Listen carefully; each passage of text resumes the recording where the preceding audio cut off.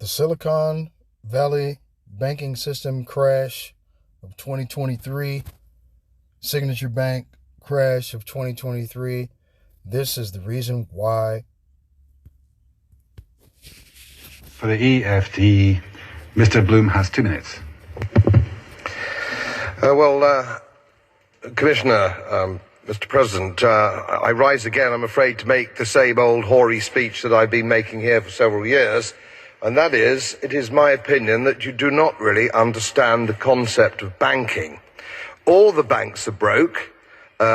Bank Santander, Deutsche Bank, Royal Bank of Scotland, they're all broke. And why are they broke? It isn't an act of God. It isn't some sort of tsunami.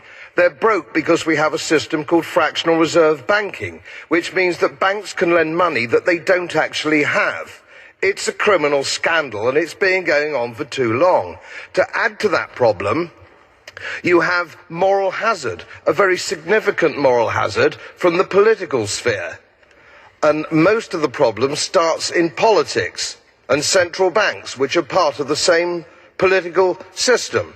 We have counterfeiting, sometimes called quantitative easing, but counterfeiting by any other name. The artificial printing of money, which if any ordinary person did, they'd go to prison for a very long time. And yet governments and central banks do it all the time. Central banks repress the amount of interest that rates are, so we don't have the real cost of money.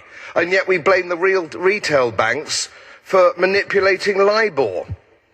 The sheer effrontery of this is quite astonishing. It's central banks that manipulate interest rates, Commissioner.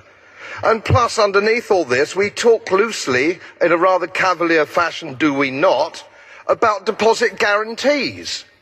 So when banks go broke through their own incompetence and chicanery, the taxpayer picks up the tab. It's theft from the taxpayer. And until we start sending bankers, and I include central bankers and politicians, to prison for this outrage, it will continue.